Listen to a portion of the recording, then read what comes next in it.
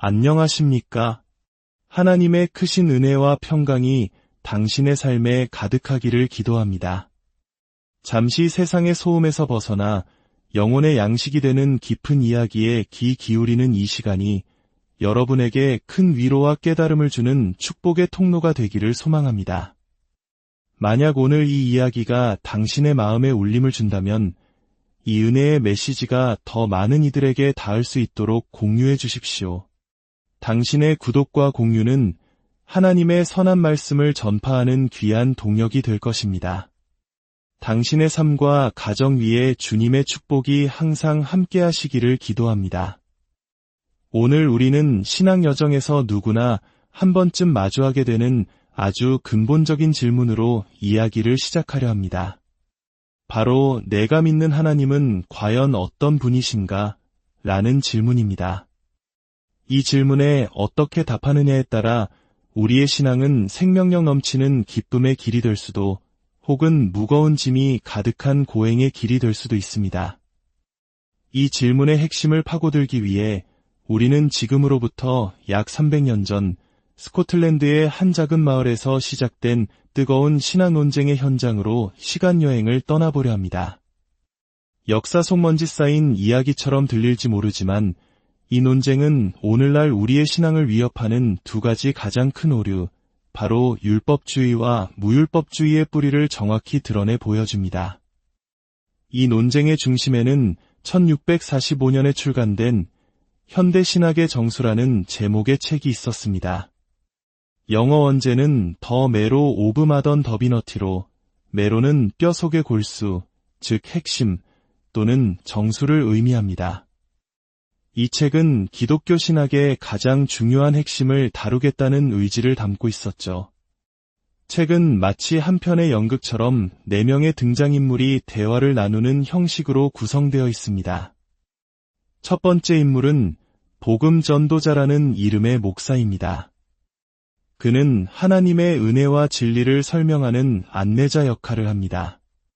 두 번째는 초신자로 이제 막 신앙의 길에 들어서 수많은 질문과 혼란을 겪는 인물입니다. 그리고 나머지 두 인물이 바로 이야기의 핵심입니다. 한 명은 율법주의자이고 다른 한 명은 무율법주의자입니다. 율법주의자는 하나님의 법을 지키는 행위를 통해 자신의 의로움을 증명하고 구원을 얻을 수 있다고 믿는 사람입니다. 그의 신앙은 끊임없는 의무감과 실패에 대한 두려움으로 가득 차 있습니다. 반면 무율법주의자는 하나님의 은혜를 받았으니 이제 율법은 더 이상 중요하지 않다고 주장하며 자신의 욕망에 따라 자유롭게 살아도 된다고 믿는 사람입니다. 복음 전도자는 이 두 극단적인 인물과 초신자를 이끌며 하나님의 율법과 은혜가 어떻게 조화를 이루는지, 어떻게 우리가 율법주의의 속박과 무율법주의 방종에서 벗어나 참된 복음 안에서 자유를 누릴 수 있는지를 차근차근 설명해 나갑니다. 이 책이 18세기 초 스코틀랜드에서 재발견되면서 교회는 큰 논쟁에 휩싸였습니다. 논쟁의 발단은 목사 후보생들에게 던져진 교묘한 질문 하나였습니다. 그리스도께 나아오기 위해 먼저 죄를 버려야 한다고 가르치는 것이 올바른 신앙입니까? 언뜻 들으면 당연히 맞는 말처럼 들립니다. 죄를 회개하고 버려야 구원받는 것이 아니냐고 생각하기 쉽습니다. 하지만 이 질문 속에는 무서운 함정이 숨어 있었습니다. 만약 그리스도께 나아가기 위한 조건으로 죄를 버리는 행위가 필요하다면 그것은 더 이상 값없이 주어지는 은혜가 아니라 인간의 노력을 통해 얻어내야 하는 자격이 되고 맙니다.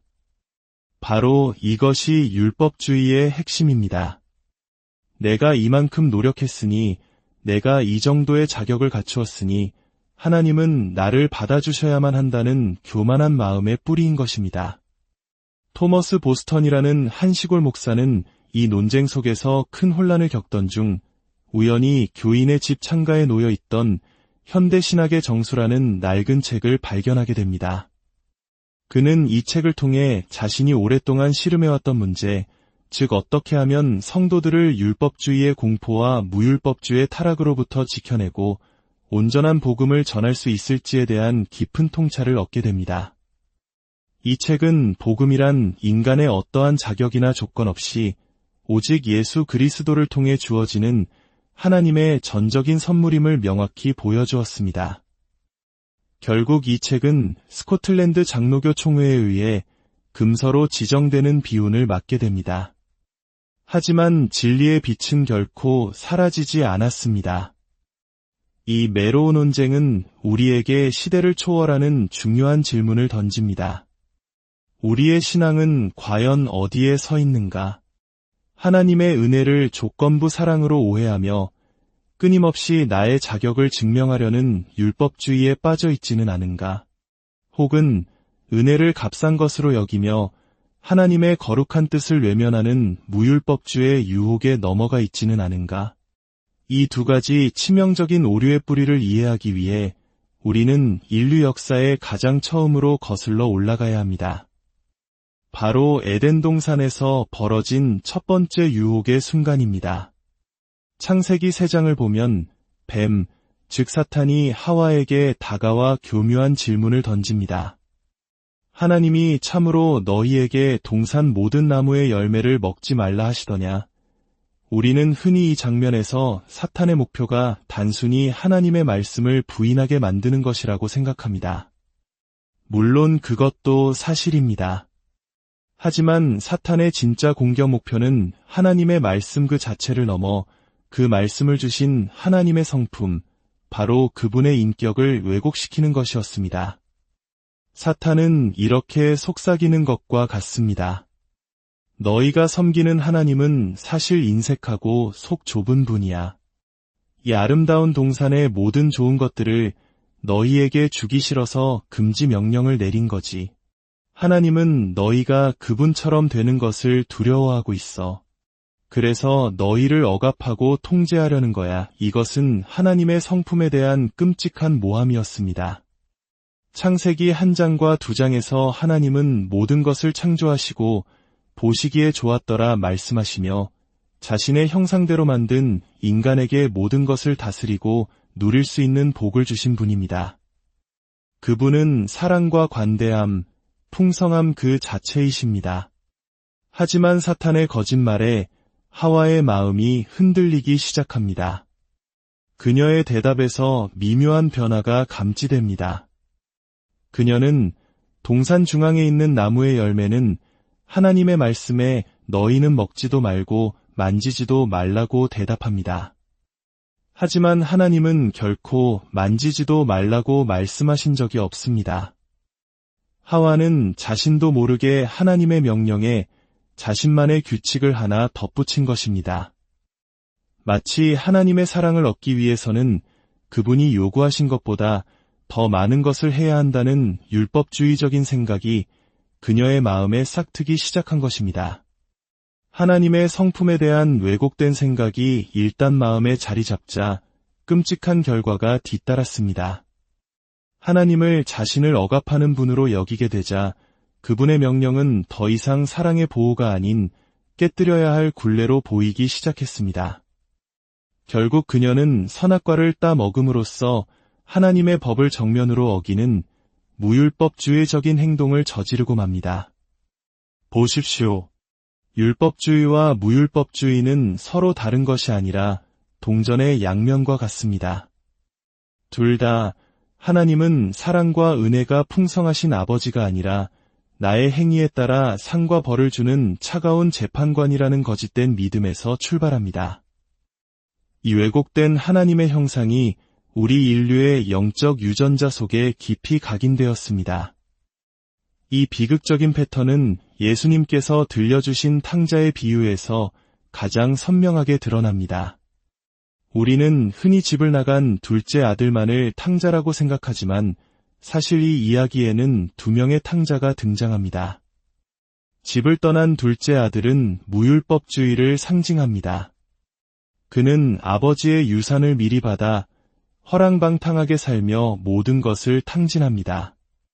그는 아버지의 규칙과 간섭에서 벗어나 진정한 자유를 찾을 수 있다고 믿었지만 결국 돼지우리에서 비참한 신세가 되고 맙니다.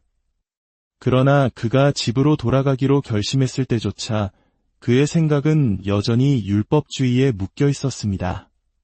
그는 아버지께 나를 품꾼의 하나로 보소서라고 말하려 했습니다. 아버지의 아들로서의 자격은 이미 잃었으니 이제는 나의 노동을 통해 아버지의 집에 머물 자격을 얻어야겠다고 생각한 것입니다. 그는 아버지의 무조건적인 사랑과 용서를 감히 상상조차 하지 못했습니다. 한편 집에 남아 묵묵히 아버지를 섬겼던 첫째 아들은 율법주의의 전형입니다. 그는 동생이 돌아오자 잔치가 벌어진 것을 보고 아버지에게 분노하며 이렇게 말합니다. 내가 여러 해 아버지를 섬겨명을 어김이 없거늘 내게는 염소 새끼라도 주워나와 내버드로 즐기게 하신 일이 없더니 그의 말 속에는 아버지에 대한 사랑과 존경이 아니라 자신이 행한 봉사와 순종에 대한 보상을 요구하는 차가운 거래의 마음만이 가득합니다. 마치 오늘날 내가 이렇게 열심히 교회를 섬기고 11조를 드리고 기도를 했는데 왜 하나님은 나에게 복을 주시지 않는가? 라고 불평하는 우리들의 모습과도 같습니다. 그는 아버지의 집에서 아들이 아닌 종처럼 노예처럼 살았던 것입니다. 두 아들 모두 똑같은 비극을 겪고 있었습니다. 그들은 자신들을 조건 없이 사랑하며 모든 것을 내어주기 원하시는 아버지의 마음을 전혀 알지 못했습니다. 그들은 아버지를 자신의 행위에 따라 평가하고 보상하는 엄격한 주인으로 오해하고 있었습니다. 그때 아버지는 이 두 잃어버린 아들 모두에게 복음의 핵심을 선포합니다. 둘째 아들에게는 그의 자격과 상관없이 달려가 목을 안고 입을 맞추시며 아들의 지위를 회복시켜 주셨습니다. 그리고 첫째 아들에게는 이렇게 말씀하십니다. 너는 항상 나와 함께 있으니 내 것이 다 내 것이로되 이것이 바로 복음입니다. 이것이 바로 우리가 믿는 하나님의 참모습입니다. 하나님 아버지는 우리에게 말씀하십니다. 내가 무엇을 했기 때문이 아니라 내가 나의 자녀이기 때문에 나의 모든 것이 내 것이다. 나의 아들 예수 그리스도 안에서 나의 용서, 나의 사랑, 나의 의로움, 나의 영광, 그 모든 것이 이미 너의 것이다. 우리가 어떤 선한 일을 단 한 가지도 하기 전에 우리가 여전히 죄인 되었을 때에 하나님은 자신의 가장 소중한 아들을 우리에게 내어주심으로 그 사랑을 확증하셨습니다. 이것이 바로 은혜입니다. 우리는 이 은혜를 얻기 위해 아무것도 할 필요가 없습니다. 그저 믿음으로 받기만 하면 됩니다. 이 진리를 깨달을 때 우리는 비로소 율법주의의 무거운 짐과 무율법주의 공허한 방종으로부터 자유로워질 수 있습니다. 더 이상 하나님의 사랑을 얻기 위해 발버둥 칠 필요가 없습니다. 우리는 이미 그 사랑 안에 있기 때문입니다. 이제 우리의 순종은 두려움에서 비롯된 의무가 아니라 감사와 사랑에서 우러나오는 자발적인 기쁨이 됩니다. 하나님의 말씀은 우리를 억압하는 족쇄가 아니라 우리를 보호하고 생명으로 인도하는 사랑의 울타리가 됩니다. 사랑하는 여러분, 당신은 지금 어디에 서 있습니까? 혹시 첫째 아들처럼 자신의 의로움과 열심을 의지하며 하나님 앞에 떳떳하다고 여기면서도 마음속에는 기쁨과 감사가 메말라 있지는 않습니까? 혹은 둘째 아들처럼 과거의 실패와 죄책감에 사로잡혀 감히 하나님 아버지께 나아갈 엄두도 내지 못하고 있지는 않습니까? 기억하십시오. 우리 아버지는 두 팔을 벌리고 당신을 기다리고 계십니다. 당신의 어떠함 때문이 아니라 있는 모습 그대로 당신을 사랑하십니다. 그분의 집에는 모든 것이 풍족합니다. 그분의 사랑 안에는 참된 자유와 안식이 있습니다. 온전한 그리스도를 만난다는 것은 우리를 죄에서 구원하신 구원자 예수님뿐만 아니라 우리의 삶을 다스리시는 주인 되신 예수님을 온전히 받아들이는 것입니다. 그분 안에서 우리는 하나님의 참모습을 발견하고 율법주의와 무율법주의라는 양극단을 벗어나 은혜와 진리가 충만한 균형 잡힌 신앙의 길을 걸어갈 수 있습니다. 오늘 우리를 묶고 있는 모든 거짓된 생각들을 내려놓고 내 것이 다 내 것이라 말씀하시는 아버지의 음성에 귀 기울이시길 바랍니다. 그 풍성한 사랑 안에서 참된 기쁨과 평안을 누리시는 복된 하루 되시기를 주님의 이름으로 간절히